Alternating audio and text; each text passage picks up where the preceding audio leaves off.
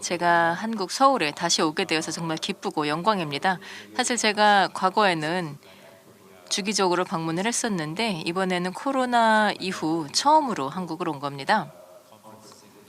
이렇게 다시 직접 컨퍼런스에 참여를 하게 돼서 정말 기쁩니다. 온라인으로가 아니라 직접 만나뵐 수 있게 되어서 정말 기쁘고요. 그리고 저도 마찬가지로 한국경제TV 조주현 대표이사님께 감사의 말씀을 드리고자 합니다. 이렇게 초대해 주셔서 감사의 말씀을 드리고요. 그리고 또 김중수 박사님 그리고 조동철 교수님과 함께 하게 되어서 매우 기쁩니다. 오늘 저는 짧게 말씀을 드린 후에 아주 흥미로운 토론을 가질 예정입니다. 세계 경제와 관련하여서 주요 현안과 리스크에 대해서 함께 논의를 할 예정인데요. 사실 지금 현재 우리가 당면한 가장 큰 문제, 예를 들면 특히나 미국이나 또는 유럽과 같은 주요 선진국들이 당면한 가장 큰 현안은 인플레다라는 것에 대해서 어느 정도 동의가 이루어진 것 같습니다. 80년대 초 이후로 처음으로 보는 인플레인데요. 사실 작년에 미국과 유럽에서 경제와 관련한 대논란이 있었습니다. 이제 그것은 바로 인플레 상승이 예를 들면 연준이나 또는 유럽중앙은행이나 또는 다른 중앙은행들이 보는 것처럼 일시적인 현상인지 아니면 좀 더 지속적으로 이어질 것인지 사실 여기에 대해서는 러런스 서머스나 또는 저와 같은 경제학자들이 주장했었던 바인데요. 자, 그래서 일시적이다 대비 지속적이다라는 그러한 양 진영이 있었는데 결국은 이제 그 결론 내려진 것 같습니다. 인플레는 일시적이라기보다는 좀 더 지속되고 있다는 것을 볼 수가 있고요. 그래서 이제는 주요 선진국의 중앙은행들도 인플레가 일시적이다라는 그러한 관점은 틀렸다라는 것에 대해서 어느 정도 인정을 하고 있습니다. 그래서 그들의 예상보다는 좀 더 지속이 되고 있다는 것이죠. 자, 그런데 이제 대체적으로 인플레가 상승하고 있고 지속되고 있다는 것에 대해서 동의를 한 만큼 그러면 이제 여기에 대해서 또 하나의 논란이 있는데요. 이 논란은 이제 사실 중앙은행들이 금리 인상을 해야 되는 국면이 되어 있고 그래서 이 비전통적인 통화 정책에서 벗어나서 인플레에 대응해야 된다는 것인데요. 자, 그러면 이런 상황에서 또 하나의 쟁점은 금리 인상으로 인해서 연착륙을 할 수가 있을 것인가. 연착륙이라고 한다면 2% 이하 인플레로 내려가면서 리세션을 유발하지 않는 것인데요. 그런데 또 그 반대로 경착륙을 하게 될 것인가. 그래서 인플레를 낮추는 동시에 결국은 리세션으로 가게 될 것인가라는 이러한 논쟁입니다. 그래서 작년에는 인플레에 대해서 일시적이냐 지속적이냐라는 논쟁이 있었고 이제는 우리가 인플레에 대응을 하게 되면서 연착륙이냐 경착륙이냐라는 것에 대한 논쟁이 있다라고 할 수 있겠습니다. 자, 여기에 대해서 대답을 찾기 위해서는요. 다시 말해서 연착륙이냐 경착륙이냐에 대해서 대답을 찾기 위해서 결국은 인플레의 원인이 무엇인가를 봐야 할 것입니다. 인플레의 원인은 사실 여러 가지가 있죠. 공급 측 요소도 있고 수요 측 요소도 있습니다.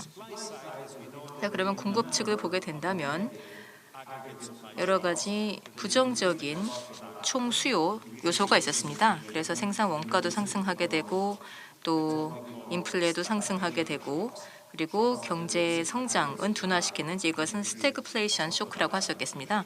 그래서 총 공급 측면에서 바로 이러한 요소가 있는데 크게 세 가지가 있습니다. 첫 번째로는 코로나로 인해서 경제 활동이 많이 둔화가 된 것입니다. 이로 인해서 글로벌 공급망에서의 차질이 발생하게 되고 또 동시에 특히나 미국 같은 나라에서 노동 공급이 감소하게 되었죠.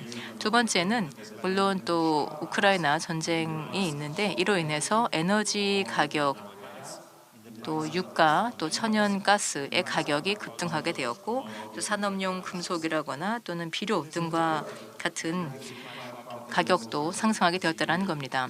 자, 그리고 또 올해 들어서 등장하고 있는 또 하나의 요소가 있는데요. 이제 그것이 바로 중국의 대도시 봉쇄입니다. 오미크론 변이 그리고 중국 정부의 제로 코로나 정책으로 인해서 봉쇄 정책으로까지 이어지면서 다시 한번 글로벌 공급망에서의 차질이 발생하고 있고 이것은 결국은 이 공급에 대해서 부정적 영향을 미치고 있는 또 하나의 요소가 된 것입니다. 그래서 이렇게 총 공급 쪽에서 이러한 요소가 있는데 다른 한편으로는 또 총 수요 쪽에서도 요소가 있습니다. 세 가지가 있는데요. 한 가지는 바로 굉장히 완화적인 통화 정책과 그리고 제로 금리, 역금리, 양적 완화, 신용 완화 등과 같은 요소들입니다. 사실 이러한 완화 정책이 너무 오랫동안 지속이 되었습니다. 자, 그래서 이 그레이 로테이션, 다시 말해서 완화 정책에서 긴축 정책으로의 전환은 훨씬 더 이전에 이루어졌어야만 되는 것입니다. 또 하나는 완화적인 재정 정책인데요. 이를 통해서 가구와 또 기업들을 뒷받침하고 있는 것인데, 예를 들면 저세율이라거나 또는 구제금융 등과 같은 요소들입니다. 네, 세 번째 요인은요, 가계저축의 축적입니다. 코로나 시기 동안에 지출이 감소하고 또 재정 이전이 발생함으로 인해서 가계저축이 많이 축적되었고요. 경제가 재개됨에 따라서 억눌려 있던 수요가 이제 분출되는 것입니다. 그래서 이런 공급 쇼크와 수요 차원에서의 쇼크가 존재합니다.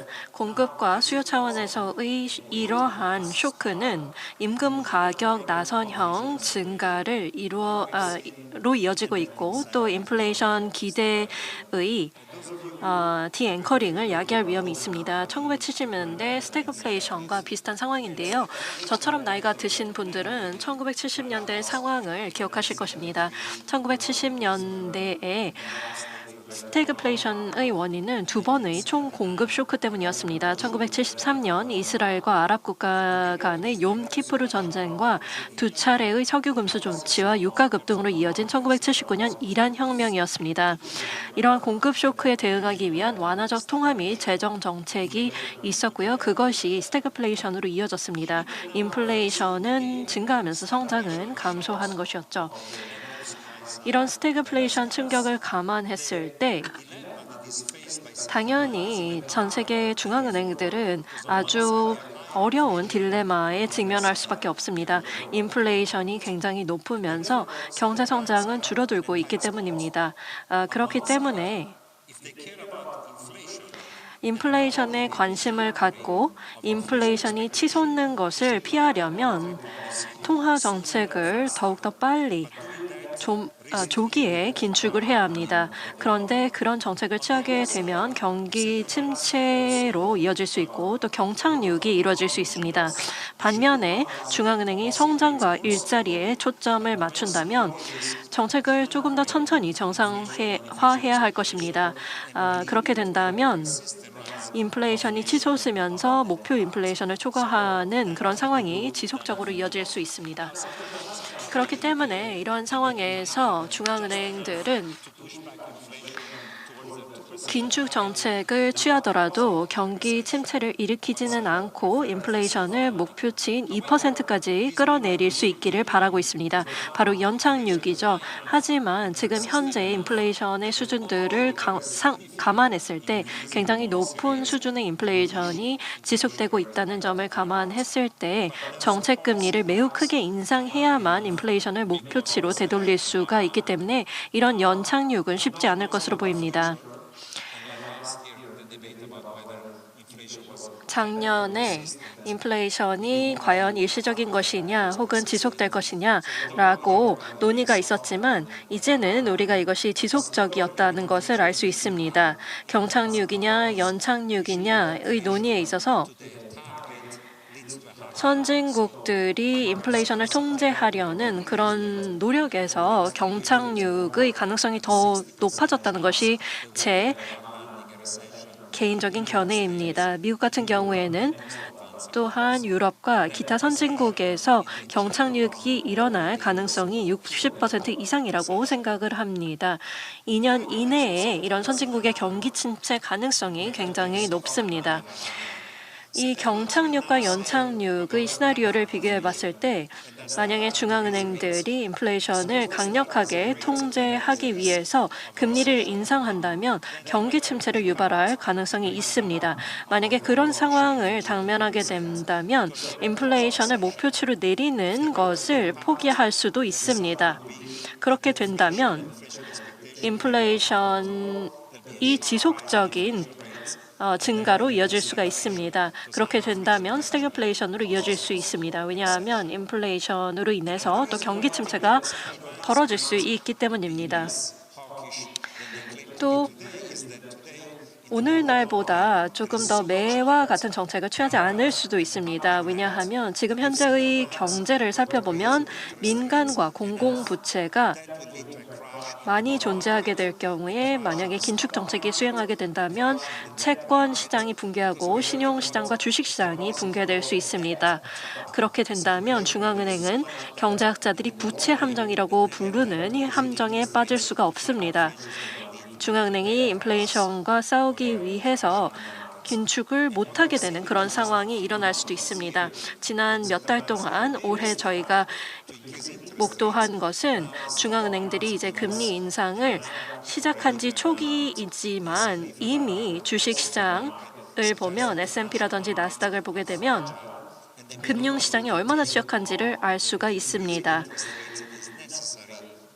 그렇기 때문에 인플레이션 통제를 위해서 과연 금리 인상을 해야 될 것인가 이런 고민에 빠질 수밖에 없습니다. 바로 부채 함정이죠. 연착륙이 될 것인가 경착륙이 될 것인가는 4가지 요인에 달려 있습니다. 일단 첫 번째로는 임금 상승 곡선과 인플레이션 기대치의 상승이 얼마나 지속될지입니다. 두 번째는요. 러시아와 우크라이나 간의 전쟁이 어떻게 전개될 것이고 얼마나 심각할 것인지 그리고 원자재 가격에 잠재적으로 어느 정도 영향을 미칠 것인지입니다. 세 번째로는 중국에서의 생산 중단이 얼마나 심각할 것이며 중국의 성장 둔화는 얼마나 가파르게 이루어질 것인가입니다. 네 번째로는 금리 인상을 시장이 수용할 수 있는지 그리고 금융시장이 붕괴하지는 않을지입니다. 긴축 통화 정책이 펼쳐지면서 말이죠. 제 생각에는 지금 현재 중기적으로 봤을 때 스태그플레이션 쇼크로 인해서 생산의 비용이 늘어나면서 성장이 둔화될 것으로 보입니다. 제가 세부적으로 말씀드리기는 어렵지만 최근 연구에서 중기적으로 스태그플레이션을 유발할 수 있는 11가지 요인을 제시한 바 있습니다. 11가지를 말씀드려 보겠습니다. 일단 첫 번째로는 탈세계화와 보호무역주의입니다.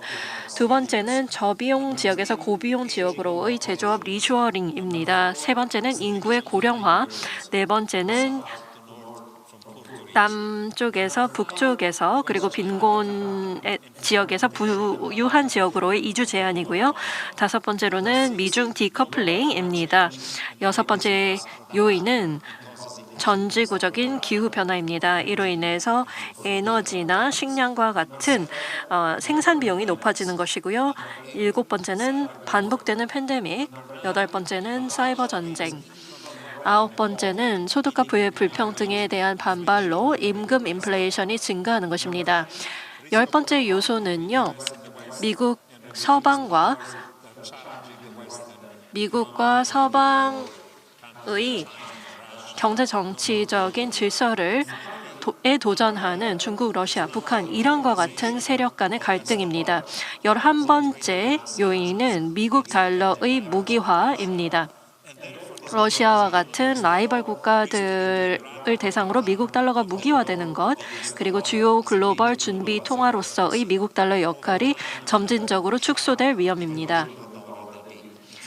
이렇게 된다면 이것이 또한 인플레이션 압박으로 이어질 수 있습니다. 다시 말씀을 드리자면 스태그플레이션 위험이 단기뿐만 아니라 중기적인 위험으로 글로벌 경제에 악영향을 미칠 수 있다는 것입니다. 네, 이것으로 제 발언 마치겠습니다. 감사합니다. 네, 말씀 잘 들었습니다. 감사합니다.